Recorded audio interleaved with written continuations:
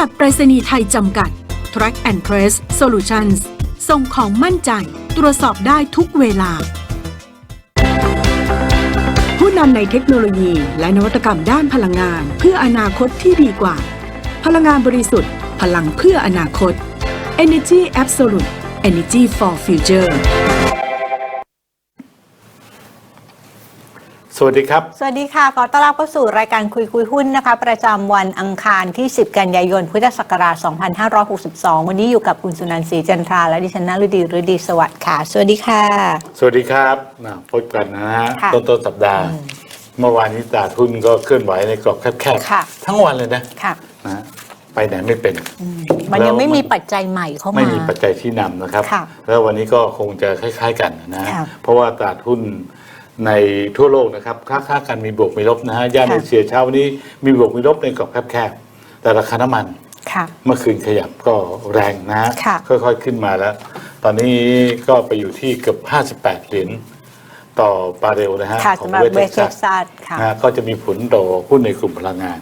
ส่วนอื่นๆนะฮะก็เงียบสงบจะมีการพูดถึงเรื่องปัญหาเศรษฐกิจว่าเนี่ยเข้ามารัฐบาลก็ยังเป็นโจทย์ใหญ่ของรัฐบาลนะครับ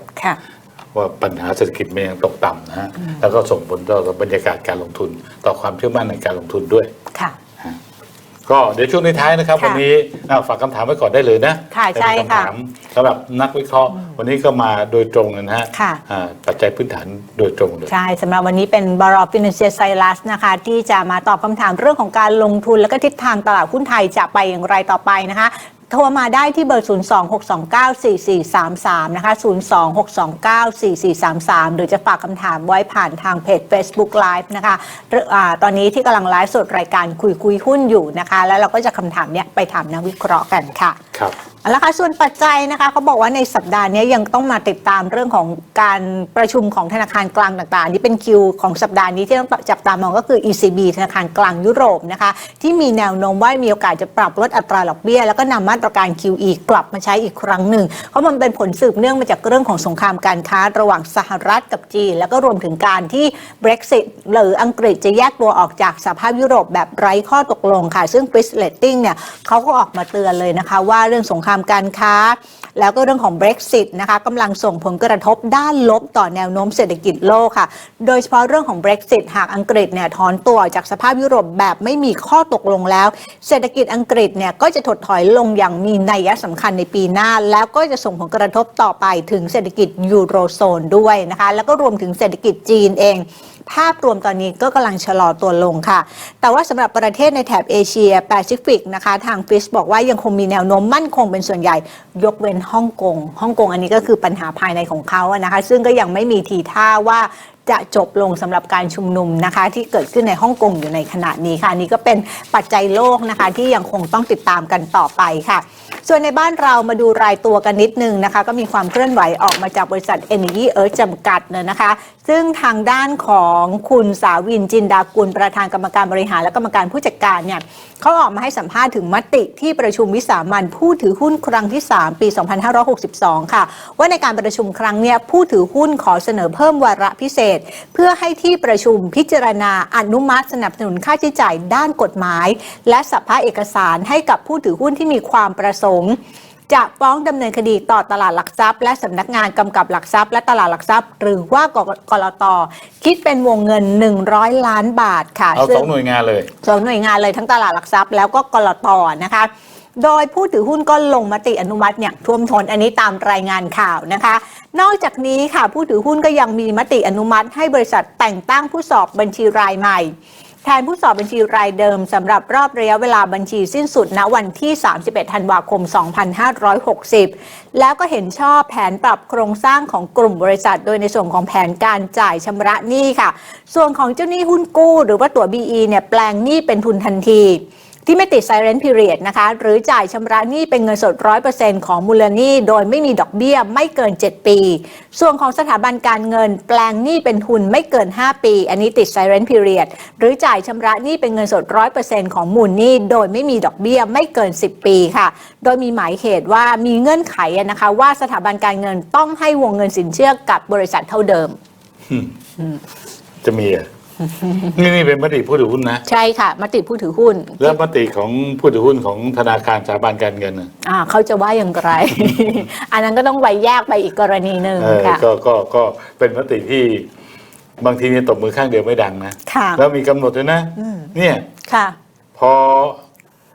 จะแปลงหนี้เป็นทุนแล้ว ค่ะ เป็นหุ้นแล้ว ค่ะ ต้องปล่อยสินเชื่อนะไม่งั้นไม่ได้นะ อ๋อ โอ้โหแล้วเขาอยากได้หุ้นเนี่ย อันนี้ต้องถามฝั่ง แต่ฟ้องร้อง กลตและตลาดหลักทรัพย์วงเงิน100 ล้านค่ะ ไม่เป็นไรทั้งสองหน่วยงานก็มีเงินจ่ายอยู่แล้ว ค่ะ แต่ปัญหาเนี่ยฟ้องแล้วจะได้หรือเปล่าชนะหรือเปล่าศาลจะว่ายังไง ค่ะ อันนี้ก็ต้องไปตามพยานหลักฐาน มีเรื่อง นะ มีอย่างอื่นอีกมีความเคลื่อนไหวอื่นอีกไหม อ๋อค่ะเขาบอกว่าทางอันนี้ทางประธานเขาบอกภายหลังจากที่บริษัทปรับโครงสร้างภายในและจัดทำงบต่างๆ เสร็จแล้วเนี่ยนะคะ บริษัทเขามีแผนที่จะกลับเข้ามาเทรดในตลาดหลักทรัพย์อีกครั้ง โดยมี2ทางเลือกในการพิจารณาก็คือการเข้าซื้อขายในตลาดหุ้นต่างประเทศ หรือว่าเข้าซื้อขายภายในประเทศค่ะแล้วก็ให้ความเชื่อมั่นกับนักลงทุนนะคะว่าปัจจุบันเนี้ยเอิร์ธนั้นมีเหมืองถ่านหินจำนวน3แห่งที่อินโดนีเซีย คิดเป็นปริมาณสำรองถ่านหินราว250 ล้านตันที่ยังสามารถขยายช่องทางสร้างรายได้ แล้วก็นำเงินเนี่ยมาเสริมสร้างศักยภาพของธุรกิจถ่านหินในประเทศจีนเพิ่มเติม แล้วก็ยังมีเทรดดิ้งที่ประเทศจีนที่ดีมานด์เนี่ยเติบโตค่อนข้างมากเฉลี่ย 4,000 ล้านตันต่อปี และก็ยังมีกระแสเงินสดรวม 2,000 ล้านบาท หากได้ทำตามแผนที่วางไว้บริษัทจะมีเงินเพื่อมาชำระหนี้และกลับมาซื้อขายอย่างปกติโดยเร็ว ครับ ก็ใช้เวลากี่ปี ก็เป็นข่าวดีนะ เป็นแผนที่ ก็เรียกว่าไม่ได้มีส่วนได้เสียนะ แต่อยากให้สำเร็จ ค่ะ เพราะว่าผู้ถือหุ้นเนี่ย10,000 กว่ารายนะฮะประมาณ10,000 กว่า 16,000 รายกว่าเลยนะ ค่ะ ก็ตอนนี้ถูก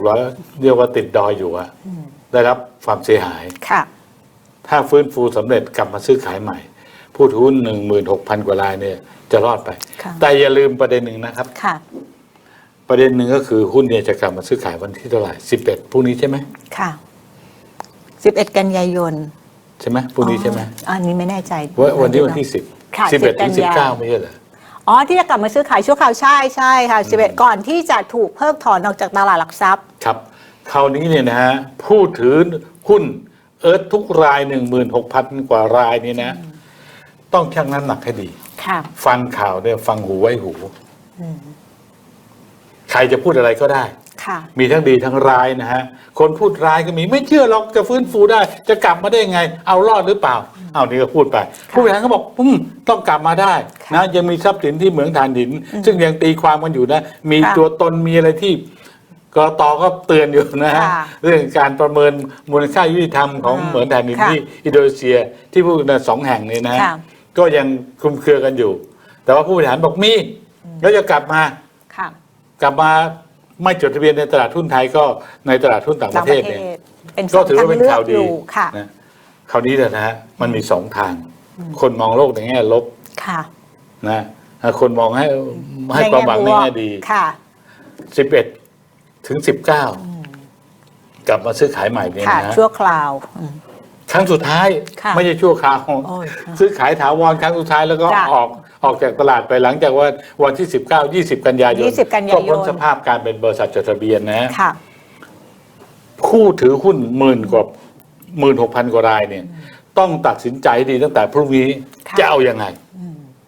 มีข่าวที่มีความหวัง แต่ว่าความหวังเลื่อนลอยหรือเปล่า ค่ะ คิดเอานะมีข่าวที่เขาพูดถึงว่าเหตุการณ์ที่เกิดขึ้น แล้วประเมินแล้วว่าลำบากที่จะกลับมาฟื้นฟูนะฮะก็ต้องฟัง ค่ะ แล้วตัดสินใจเอง เพราะใน อย่า ท้ายที่ ฟัง สุด ใคร ค่ะ แม้แต่เรานี่ก็เพียงแต่ยกตัวอย่างให้ฟัง ค่ะ นะพูดถึง2 ด้านให้ฟัง การตัดสินใจเป็นอยู่ของท่านเป็นเรื่องของท่านนะครับ ค่ะ เริ่มตั้งแต่พรุ่งนี้มีเวลา7 วันทำการ ค่ะ แล้ว ใน ตัด กา สิ ร นใจ ตัดสินใจ จะอยู่หรือไป มีเวลาแค่นี้ เพราะว่าพอออกนอกตลาดแล้วเนี่ยไอการติดตามตรวจสอบอะไรมันก็ลำบาก แล้วมันไม่มีสภาพคล่องในการซื้อขายแล้ว ค่ะ มันเหมือนถูกบังคับให้ต้องถือหุ้นน่ะเพราะไม่รู้จะไปซื้อขายที่ไหน ค่ะ ไม่มีตลาดรองแล้ว ก็ฝากความหวังหรือสิ้นหวังนะคะเดี๋ยวตัดสินใจกันอีกทีหนึ่งมาดูเรื่องของการเข้าซื้อกิจการของแหลมเจริญนะคะในส่วนของบริษัท MK Restaurant Group จำกัดมหาชนนะคะที่เข้าซื้อกิจการบริษัทแหลมเจริญซีฟู้ดจำกัดนะคะในสัดส่วน 65% ของกิจการคิดเป็นมูลค่าการลงทุนเนี่ย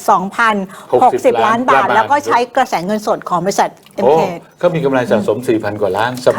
บายใช่นะคะซึ่งหลายๆโบรกเกอร์เนี่ยเขาก็มีการประเมินออกมาเพราะว่าหลังจากที่มีข่าวนี้ออกมาเนี่ยนะคะเพราะเดี๋ยวเขาต้องไปเจราจาสรุปดีลอะไรกันอีกเนี่ยแต่มันก็ทำให้ราคาหุ้น M หรือ MK เนี่ยมันก็ปรับตัวขึ้นรับข่าวนี้เมื่อวานนี้บวกขึ้นไป3 บาท 4.08%มาอยู่ที่76 บาท 50 สตางค์มั้งนะฮะก็ความจริงเนี่ย MK สุกี้หรือ MK Restaurant หรือชื่อย่อในตัว M ตัวเดียวตัว M ตัวเดียวค่ะถ้าไปดูนะย้อนหลังเนี่ยตั้งแต่เข้ามาเมื่อวันที่15 สิงหาคมปี 2556เนี่ยนะฮะราคาจอง49 บาทนะบริษัทหลักทรัพย์ Asset Plus เป็นที่ปรึกษาทางการเงินเนี่ยเข้ามาเป็นหุ้นที่แบบสะอาดนะหัวสะอาดคือไม่เคยถูกแขวนป้ายใดๆทั้งสิ้นไม่เคยถูกเตือนจากตลาดทรัพย์ไม่เคยติดอยู่ในกลุ่มหุ้นที่ต้องอยู่ในข่ายใช้มาตรการกำกับดูแลแล้วราคาค่อยๆเป็นค่อยๆไปนะครับค่อยมาอยู่แถว49-50อยู่พักใหญ่ๆเลยแล้วค่อยปรับตัวขึ้นมาไม่มีการเพิ่มทุนเป็นหุ้นเนี่ยที่สำหรับการลงทุนระยะยาวเลยนะล่าสุดเนี่ยอัตราเงินปันผลตอบแทนนะประมาณ 3% 3.4%ก็สูงกว่าดอกเบี้ยนะฮะและปันผลปีละ2 ครั้งปันผลเฉลี่ยแล้วนะฮะ3 ปีย้อนหลังเนี่ยประมาณ 3%ค่ะนะเป็นเรียกว่าสม่ำเสมอนะฮะผลประกอบการกำไรต่อเนื่องราคาหุ้นค่อยๆเป็นค่อยๆไปและผู้ถือหุ้นใหญ่นะฮะ2 กลุ่มก็ถือหุ้นอยู่ประมาณสัก 70% ค่ะไม่มาซื้อขายนะฮะมีต้นปี61ก็ไปขายหุ้นนะฮะออกมา51 ล้านหุ้นไปเพิ่มสภาพคล่องนะฮะขายให้นักลงทุนสถาบันในราคา83 บาทก็ 4,233 ล้านนะฮะ2 กลุ่มที่เขาก็มาขายร่วมกันแล้วดังนั้นก็ไม่มีการมาขายไม่มีซื้อไม่มีขายหุ้นอีกเลยนะหุ้นก็ผลเวียนก็มีจำกัดผู้ถือหุ้นอยู่ประมาณสัก 5,000 กว่ารายโอ้น้อยนะคะรายย่อยก็ถือว่าส่วนใหญ่ก็จะถือยาวแล้วซื้อขายกันวันหนึ่งเฉลี่ยครับสักประมาณ 20-30 ล้านก็เป็นหุ้นที่เรียกว่าเป็นหุ้นปัจจัยพื้นฐานนะไม่มีรายใหญ่เข้าไปทำราคาอะไรเนี่ยนะฮะนี่การซื้อเนี่ยโบรกเกอร์เขามองส่วนใหญ่มองเป็นดีลที่มีประโยชน์ที่มีแนวโน้มในเชิงบวกสำหรับในส่วนของธุรกิจ MK Restaurant เหมือนเป็นการต่อยอดธุรกิจให้กับ MK Restaurant ครับถือว่าเป็นหุ้นร้านอาหารที่ใหญ่ที่สุดนะตอนนี้ใช่เพราะว่าเขามองว่าอย่างกลุ่มลูกค้าเนี่ยก็จะเป็นกลุ่มเดียวกันก็คือทั้ง MK และแหลมเจริญเนี่ยเวลาเขาจะขยายสาขาเนี่ยเขาจะไปตามห้างสรรพสินค้าเพราะฉะนั้นคนที่จะไปกินบนห้างสรรพสินค้าเนี่ยเขาก็มองว่าเป็นผู้ที่มีรายได้ฐานะปานกลางทั้งส่วนของ MK แล้วก็แหลมเจริญเพราะฉะนั้นเนี่ยตรงนี้ก็เป็นการเมิร์จรวมที่จะทำให้กลุ่มลูกค้าเนี่ยก็เข้ามาอยู่ในตัว MK Restaurant โดยที่ไม่ต้องกระจายไปอย่างคู่แข่งก็เป็นดิวใหญ่ตั้งแต่เข้ามาก็ไม่ค่อยได้มีข่าวเลยนะฮะตัว MK ก็นี่ถือเป็นข่าวใหญ่เป็นข่าวใหญ่ที่ออกมาได้รับความสนใจดีกว้างขวางนะฮะส่วนผู้ถือหุ้นก็ไม่ต้องตื่นเต้นนะฮะส่วนราคาหุ้นก็ไม่ได้ตอบรับหวือหวาก่อนหน้านี้ก็ไม่ได้ตอบรับแสดงว่ามันก็ไม่ได้มีใช้อะไรมากมายซื้อขายปกติตลอดนะแม้เราเป็นข่าวแล้วนะฮะมีข่าวแล้วราคาก็ขึ้นไป 4% ขึ้นไปก็ไม่ได้หวือหวาอะไรขึ้นมาตอบรับแบบจนโอ้โหมีนัยสำคัญนะคะก็อย่างบริษัท CGS CIMB ประเทศไทยเนี่ยนะคะเขาบอกเขามีมุมมองเป็นบวกจากการเข้าซื้อกิจการแหลมเจริญโดยมองเห็นถึง Synergy ในแง่ของฐานรายได้ลูกค้าประสิทธิภาพการดำเนินงานแล้วก็การลดต้นทุนแต่ว่าในส่วนของผู้บริหารแหลมเจริญเนี่ยเขาออกมาให้สัมภาษณ์นะคะถึงว่า M หรือ MK เนี่ยจะเข้ามาซื้อแหลมเจริญในสัดส่วนประมาณ 65% แต่การบริหารงานหลักของแหลมเจริญเนี่ยก็ยังเป็นบทบาทหน้าที่ของผู้บริหารแหลมเจริญชุดปัจจุบันอยู่ ครับเพียงแต่ว่าอาจจะต้องมีการพูดคุยกันเอาพวกเทคโนโลยีหรืออะไรที่มันเป็นข้อได้เปรียบของ MK เนี่ยมาปรับใช้กับแหลมเจริญการหาแหล่งวัตถุดิบที่อยู่ใกล้ๆกับสาขาเนี่ยนะคะในการกระจายวัตถุดิบไปเพื่อที่จะลดต้นทุนตรงนี้เขาก็บอกเดี๋ยวต้องมีการหารือกันเหมือนเป็นการเอาข้อดีมารวมกันครับก็ในเรื่องของการบริหารก็คนเก่าต้องดูแลอยู่นะฮะจะเปลี่ยนไทยเปลี่ยนไปหมดเลยทันทีไม่ได้นะก็ค่อยเปลี่ยนกันเทคโนโลยีในความรู้ประสบการณ์บุคลากรค่อยๆเปลี่ยนค่อยๆปรับไม่ได้เปลี่ยนค่อยๆปรับมันต้องปรับค่ะเพราะว่าปัจจุบันนี้แหลมเจริญมีสาขาทั้งหมด27 สาขาใน7จังหวัดในขณะที่ MK Restaurant เนี่ยเฉพาะสุกี้ซึ่งเป็นรายได้หลักของบริษัท M เลยเขาบอก 77% เนี่ยของรายได้ของ MK Restaurant เนี่ยก็มาจากตัวสุกี้หรือตัว MK เลยเพราะว่ามันมีร้านสาขาย่อยแตกลายออกไปนะคะแต่ว่าก็ทำรายได้เล็กน้อยมากเมื่อเทียบกับรายได้ทั้งหมดเดี๋ยวนี้ธุรกิจก็จะใช้วิธีเรียนรัดนะควบรวมแล้วก็ทำให้มัน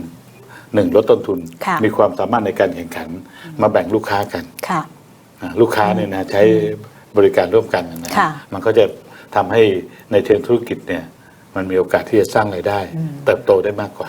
ทำมาจิ้นทำกำไรได้มากกว่าค่ะมาที่ตัวของบริษัทชทวีจำกัดมหาชนนิดนึงนะคะเพราะว่าตามที่บริษัทชทวีจำกัดมหาชนเนี่ยเขามีการทำสัญญาให้เช่าระบบบัตรโดยสารอิเล็กทรอนิกส์พร้อมอุปกรณ์ e-ticket กับองค์การขนส่งมวลชนกรุงเทพหรือว่าขสมกซึ่งมีการติดตั้งระบบบัตรโดยสารอิเล็กทรอนิกส์และแคชบ็อกซ์บนรถประจำทางโดยสารนะคะจำนวน 2,600 คันมีกำหนดระยะเวลาการเช่า5ปีมูลค่าโครงการรวมทั้งสิ้นเป็นเงิน 1,665 ล้านบาทแต่ต่อมาค่ะคือมันไม่ประสบความสำเร็จนะในการแปะสำหรับผู้โดยสารเนี่ยมันจะค่อนข้างจะมีปัญหาเยอะก็เลยทำให้ทางขสมกมีการยกเลิกการทำสัญญาดังกล่าวกับบริษัทชทวีนะคะซึ่งมูลค่าโครงการที่บอกยกเลิกเนี่ยก็รวมเงินทั้งสิ้น 1,665 ล้านบาททางชทวีก็เลยมีการฟ้องร้องนะคะมอบหมายสำนักงานกฎหมายผู้เชี่ยวชาญยื่นคำฟ้องหน่วยงานรัฐศาลปกครองกลางนะคะก็คือฟ้ององค์การขนส่งมวลชนกรุงเทพนั่นเองค่ะเพื่อเรียกร้องค่าเสียหายหรือชดเชยค่าการงานและค่าเช่าที่ควรได้รับให้กับบริษัทชทวีเนี่ยเป็นเงิน 1,556,74,766 บาท36 สตางค์ราคาไม่รวมภาษีพร้อมอัตราดอกเบี้ย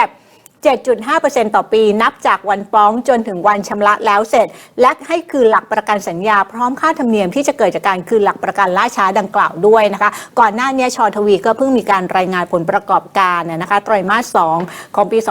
2562 ที่ขาดทุนอยู่ราวๆ 2,000 ล้านบาทนะคะเนื่องจากมีการตั้งสำรองกฎหมายคุ้มครองแรงงานจ่ายเงิน